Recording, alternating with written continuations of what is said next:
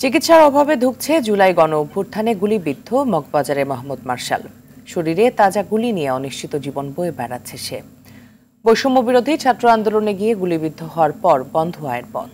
অর্থের অভাবে রিকশা চালক বাবার পক্ষে চিকিৎসা চালিয়ে যাওয়া সম্ভব হচ্ছে না। বিস্তারিত জানাচ্ছেন এআর বাদল।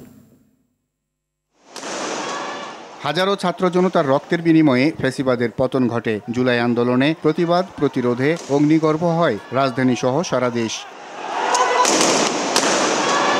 20 জুলাই রাজধানীর কারওয়ান বাজার এলাকায় গুলিবিদ্ধ হয় মোহাম্মদ মার্শাল। ছররা গুলি সহ মোট 12টি গুলি লাগে তার শরীরে। রাবার বুলেট লাগছে আর একটা লাগছে, তারপরে এটা বাইর করছে রডের মতো, এটা বাইর করছে আর এগুলো বাইর করে নি ব্যথা করে যে কাম বাড়ি কাম করতে পারি না। লেখাপড়ার পাশাপাশি চাকরি করে সংসারে সাহায্য করত মার্শাল, কিন্তু আহত হওয়ার পর চাকরি চলে যাওয়ায় আর্থিক সংকটে পড়ে পরিবার। রিকশা চালক বাবার পক্ষে মার্শালের চিকিৎসা চালিয়ে যাওয়া সম্ভব হচ্ছে না। এখন চিকিৎসা চলে না। আমার ছেলের লেখাপড়া সরকারি চাকরি বাকরি এটা লাগে আমি ডক্টর ইউনূসের কাছে আমি আনামত করলাম। গুলি খেয়ে তা আহত হয়েছে, সরকারের কাছে তো সহযোগিতা পাইলাম না। এই জন্য এতবার ছবি টবি তুল্লা নিল, হ্যাঁ কোনো সহযোগিতা পাইলাম না। অন্ত আমার ছেলে কোনো চিকিৎসা চালাইতে পারি না।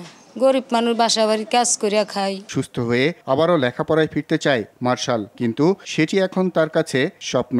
মাথায় দুটা লাগছে, মাথায় মাঝে মধ্যে ব্যথা করে। আমি অসুস্থ থাকেন কারণে কাম করতে পারিনি, তাই পরে গেছে রে তোমার চাকরি নাই। তারপরে আমি টাকা পয়সা চাইছি, কোনো কিছু নাই, তোমার চাকরি নাই, তুমি যাওগা। মার্শালের মতো জুলাই বিপ্লবে আহতরা চিকিৎসার অভাবে ঢুকলে বিবেকের কাছে কি জবাব দেবে সরকার ও সমাজের বিত্তবানরা? এআর বাদল, RTV, ঢাকা।